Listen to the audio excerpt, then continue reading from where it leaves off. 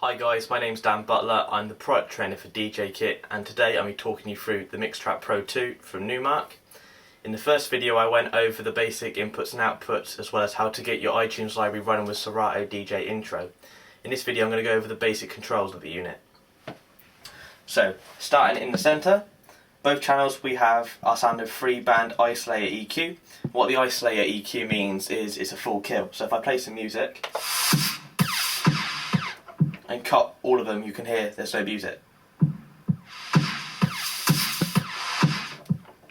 So complete isolated kill on EQ. Really good for tight beat matching and mixing.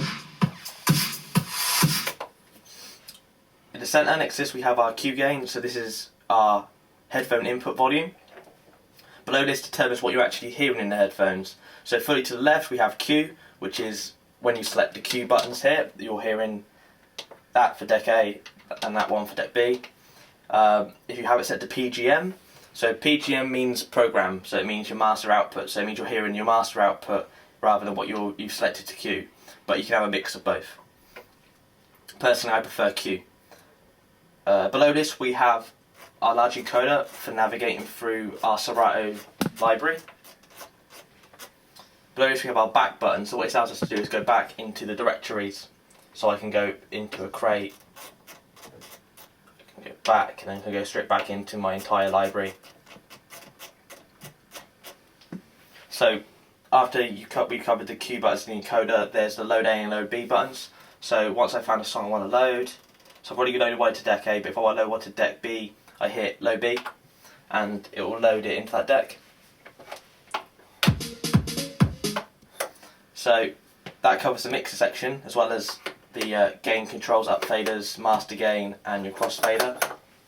It's good for scratching. If you want to use the up faders for mixing exclusively, set the crossfader to the centre, because in Serato DJ Intro you can disable the crossfader to through. Now each deck is mirrored, so starting in the top corner we've got our pitch bend. So if I play some music you will see what it does.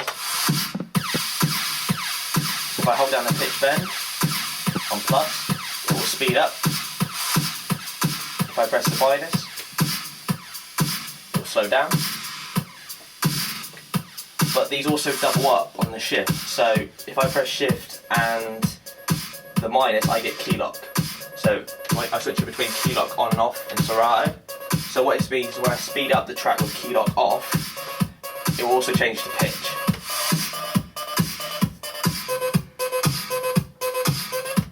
But if I switch it on, we're still speeding up the track, but we're not changing the pitch. So if you want to mix harmonically, you'll still keep in the original key.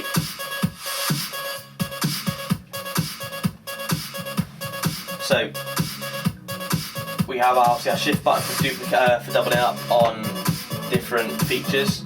But next to this is the jog wheel with the scratch mode. So the scratch on, it treats it like a vinyl turntable scratch. If I have it off, it acts as a pitch bend, similar to the plus and minus buttons.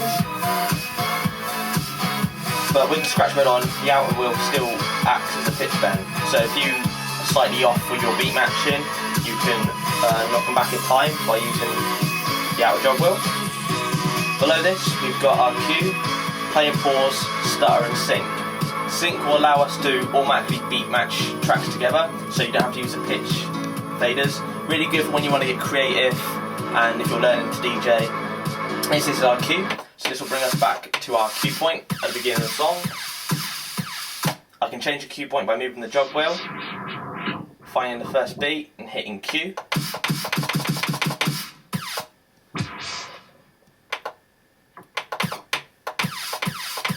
Sound right at the beginning. But you'll notice when I press Q and release it, it stops. Play and pause.